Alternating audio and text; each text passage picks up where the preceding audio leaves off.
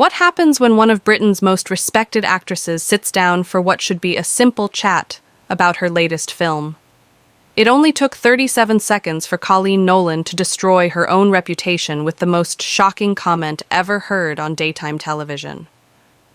The Loose Women's studio buzzed with its usual energy that Tuesday afternoon. Judi Dench, elegant in her navy blazer, settled into the guest chair with the grace of someone who had done 1,000 interviews before. She smiled warmly at the panel, completely unaware that she was about to witness television history in the making. Coleen Nolan sat at the head of the panel, her arms crossed, already wearing that smug expression viewers had grown tired of. Next to her, Denise Welch fidgeted with her notes, sensing something was off about Colleen's mood. Ruth Langford kept glancing between them, while Kay Adams tried to maintain her professional smile despite the tension crackling in the air. "So, Judi," Colleen began, her voice dripping with false sweetness, "another film at your age. Don't you think it's time to step aside and let younger actresses have their moment?" The studio fell silent. Even the cameramen stopped moving. Judy's eyebrows raised slightly, but she maintained her composure with the dignity of a true professional. "I beg your pardon?" Judi asked, her voice calm, but with a steel edge that made everyone lean forward. Denise Welch immediately jumped in, her face flushed with embarrassment. "What Colleen means is—" "No, Denise," Colleen interrupted, holding up her hand like she was stopping traffic. "I said exactly what I meant, Judi. You're taking roles from actresses who actually need the work. You've had your time." The audience gasped audibly. Ruth Langford's mouth fell open. Kay Adams looked like she wanted to crawl under the desk, but Judi Dench just sat there processing what she had just heard with the patience of someone who had dealt with far worse than a daytime TV host having a power trip taking roles. Judi repeated slowly, each word measured and deliberate. "I was offered this role by the director." "Are you suggesting I should have turned it down?" "Yes," Colleen shot back without hesitation, her voice getting louder. "Exactly that. You've won your Oscar. You've got your damehood. You've made your millions. Why can't you just retire gracefully instead of hogging the spotlight?" Denise Welch looked mortified. "Colleen, please don't please me, Denise," Colleen snapped, whirling around to face her co-host. "Someone needs to say what everyone's thinking. These old actresses cling to their careers like drowning people cling to lifeboats." Judy's composure never wavered, but there was fire in her eyes now. Old actresses. "You heard me," Colleen said, leaning back in her chair like she owned the world. "You're 70-some years old, Judi. When I'm your age, I hope I have the sense to know when my time is up." The silence that followed was deafening. Ruth Langford looked physically sick. Kay Adams was shaking her head in disbelief. Denise Welch was staring at Colleen like she was watching a train wreck in slow motion. But Judi Dench, Dame Judi Dench, sat perfectly still with her hands folded in her lap, and when she finally spoke, her voice was quiet, but every word cut through the air like a blade. "My time is up," she asked, tilting her head slightly. "According to whom?" "According to you," Colleen's confidence wavered for just a moment, but then she doubled down. "According to reality, Judi, you're past your prime. These roles should go to actresses who can actually carry a film without the audience worrying about whether you'll remember your lines." That was it. That was the moment everything changed. Denise Welch slammed her hand down on the desk so hard her water glass jumped. "Colleen, stop it right now," Denise said, her voice shaking with anger. "This is completely out of line." But Colleen was on a roll now, drunk on her own audacity. "Out of line? I'm being honest, Denise. Something this panel desperately needs more of. Judi, you're living in the past, clinging to a career that should have ended years ago." Ruth Langford finally found her voice, though it came out as barely a whisper. "Colleen, you need to apologize right now." "Apologize?" Colleen laughed. Actually laughed. "For what? For telling the truth, for saying what the industry whispers behind closed doors. Judi Dench is a relic and everyone knows it."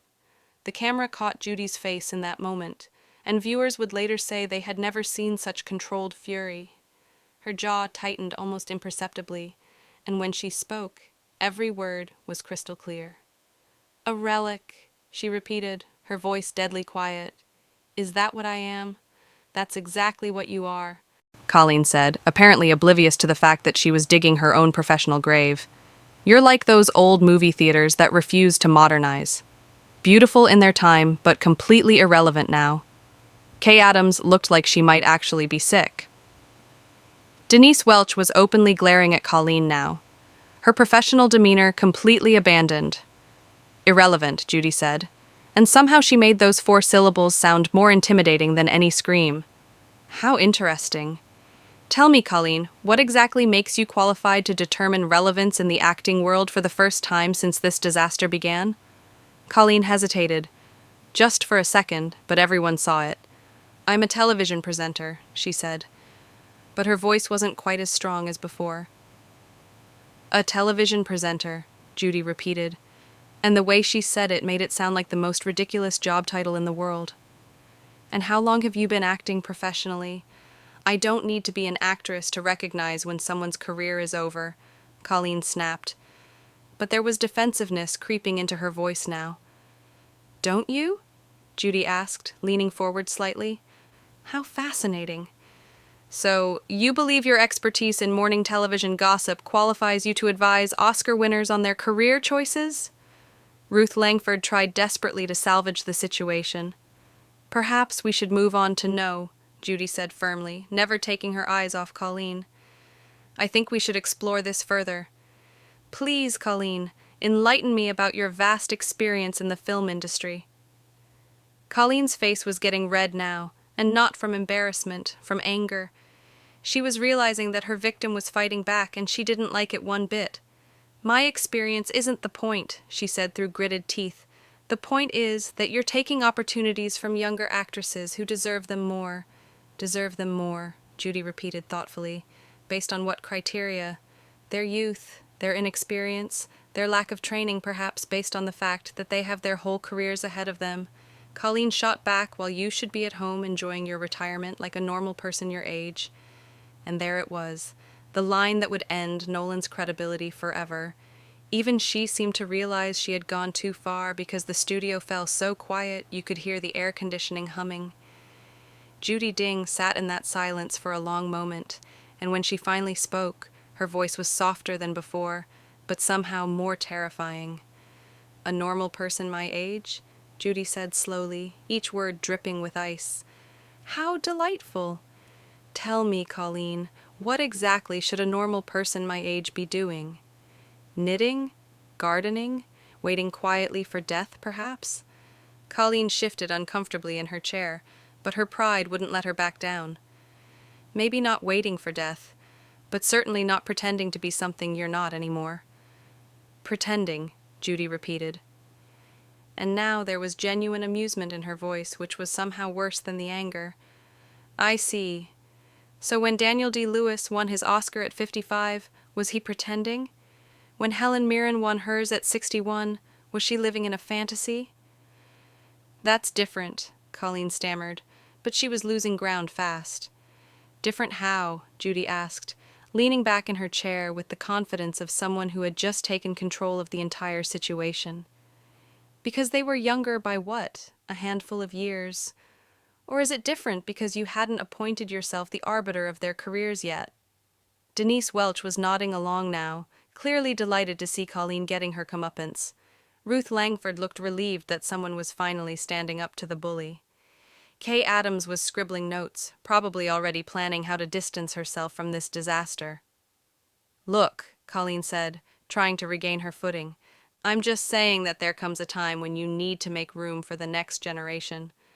Make room, Judi said thoughtfully. How generous of you to decide when that time has come for me. Tell me, have you shared this wisdom with other actresses my age?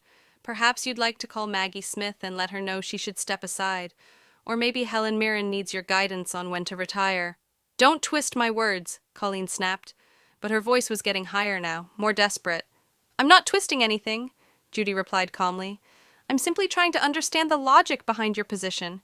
You seem to believe that actresses have an expiration date. What is it exactly? 60-65, or is it whenever Coleen Nolan decides they're no longer useful? The audience was completely silent now, hanging on every word. Even the production crew had stopped what they were doing to watch this masterclass in verbal destruction. "It's not about an expiration date," Colleen said, but she was clearly floundering. "Now, istic about your limitations." "My limitations?" Judi said, and she smiled for the first time since this whole thing began. It was not a pleasant smile. "How fascinating. Perhaps you could elaborate on what you perceive my limitations to be." "Well, for starters, the physical demands of acting," Colleen said, grasping at straws.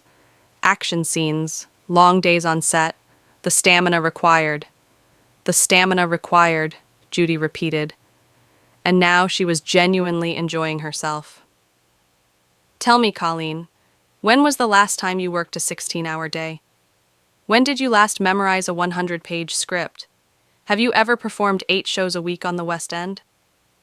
Colleen's mouth opened and closed like a fish out of water. She clearly hadn't expected to be put on the defensive like this. "I don't need to have done those things to recognize." "To recognize what?" Judi interrupted, her voice sharp as a knife. "That you're talking about something you know absolutely nothing about, that you're making judgments about an industry you've never worked in, that you're insulting someone whose worst day as an actress is still better than your best day as a presenter." Ruth Langford actually gasped at that last line. Denise Welch looked like she was trying not to applaud. Kay Adams was staring at Judi with something approaching awe, but Colleen, instead of backing down, decided to go nuclear. I don't embarrass myself by taking roles I'm too old for." She spat her composure, finally cracking completely. "At least I know when I'm past my prime and don't cling to relevance like some desperate old woman." The silence that followed was so complete you could have heard a pin drop in the car park outside. Even the audience seemed to have stopped breathing. Judi Dench sat perfectly still for what felt like an eternity. When she finally spoke, her voice was so quiet everyone had to strain to hear her. "A desperate old woman," she said, and every word was like a scalpel cutting through skin. "How very interesting. Tell me, Colleen, do you consider all women over 70 to be desperate? Or is it just the ones who refuse to disappear quietly when you decide their time is up?" "I didn't mean," Colleen started, but Judi held up one finger, and somehow that tiny gesture commanded absolute silence. "Oh, but you did mean it," Judi continued, her voice getting stronger now. "You meant every word. You think I'm a desperate old woman clinging to a career that should have ended years ago. You think I'm irrelevant, a relic taking opportunities from younger actresses who deserve them more. You think I should be at home being a normal person my age?" Colleen was shrinking in her chair now, finally beginning to realize the magnitude of what she had unleashed. "The thing is, Colleen," Judi continued, and now her voice was building like a gathering storm, "I've been insulted by experts. I've been dismissed by people far more important than you. I've been told I wasn't pretty enough, wasn't young enough, wasn't tall enough, wasn't anything enough. Do you know what I did with those opinions?" She paused, letting the question hang in the air. "I ignored them. I ignored them and I worked. I worked when casting directors told me I'd never make it. I worked when critics said I was miscast. I worked when people like you decided I was too old, too irrelevant, too desperate. And do you know what happened?" Another pause, and Colleen looked like she wanted to sink through the floor. "I won an Oscar. I won a BAFTA. I was made a dame. I've worked with the greatest directors of my generation and earned the respect of my peers. And all of that happened because I chose to ignore the opinions of small-minded people who mistake their ignorance for insight." Denise Welch was openly smiling now. Ruth Langford looked like she was watching her hero in action. Kay Adams was furiously taking notes, probably already planning how to spin this into her own segment, but Judi wasn't finished. Not even close. "You want to talk about desperate, Colleen?" "Let's talk about desperation. Desperate is attacking a guest on your own show because you're so insecure about your own relevance that you need to tear down someone else's achievements. Desperate is hiding your own failures behind Aegis Bile. Desperate is thinking that being rude makes you brave and that being ignorant makes you honest." Colleen's face had gone from red to white, and she was gripping the edge of the desk like it was the only thing keeping her from falling into an abyss. but Judi Dench was just getting started. You know what's truly desperate, Colleen? Judi continued, her voice now carrying the weight of decades of experience and authority. Desperate is a middle-aged television presenter who peaked 20 years ago trying to stay relevant by attacking someone who's actually still working at the top of their profession. That's enough, Colleen whispered, but her voice had no power left in it. Is it? Judi asked, tilting her head with mock concern. Are you quite sure? Because you seem to have plenty more to say about my career just a moment ago. Please don't let me stop you. Tell me more about how irrelevant I am. Denise Welch was openly grinning now, clearly enjoying watching her insufferable colleague get exactly what she deserved. Ruth Langford was nodding along with everything Judi said, while Kay Adams looked like she was taking mental notes for her own future reference. Look, maybe I was a bit harsh, Colleen said, trying desperately to backtrack, but Judi held up one perfectly manicured finger. A bit harsh, Judi repeated, her eyebrows raising in theatrical surprise. Oh no, my dear, you weren't harsh. You were ignorant. There's a significant difference. The audience was completely captivated now watching this masterclass and how to handle a bully. Several people were openly filming on their phones, sensing they were witnessing something that would be talked about for years. You called me a desperate old woman, Judi continued, her voice getting stronger with each word. You said I was clinging to relevance. You suggested I was too senile to remember my lines. You compared me to an old movie theater that refuses to modernize. Did I miss anything? Colleen opened her mouth, but no sound came out. Oh yes, Judi said with a smile that could have frozen boiling water. You also said I should be at home enjoying retirement like a normal person my age. As if there's something abnormal about continuing to work in the profession you love simply because you've reached an arbitrary age that makes Coleen Nolan uncomfortable. I just think Colleen started weakly. You just think, Judi interrupted, and her voice was like velvet wrapped around steel. How delightful. Tell me, what exactly do you think gives you the right to decide when my career should end? What qualifications do you possess that I lack? What achievements in the acting world have you accumulated that would make your opinion worth more than the directors who continue to cast me? The silence stretched on and on. Colleen looked around desperately for help, but her fellow panel members were all staring at her with expressions ranging from disgust to barely concealed delight. I have been acting professionally for over 60 years, Judi said, her voice now carrying the authority of someone stating simple facts. I have won every major award in my field. I have worked with the greatest talents of multiple generations. Directors still call me because they know I will bring something special to their projects. Audiences still come to see my films because they trust my work. Critics still respect my choices because I have earned that respect through decades of dedication to my craft. She paused, letting her words sink in. And you, Colleen, have decided that none of that matters because you personally think I'm too old. How absolutely fascinating. Ruth Langford finally found the courage to speak up. Judi, I am so sorry about this.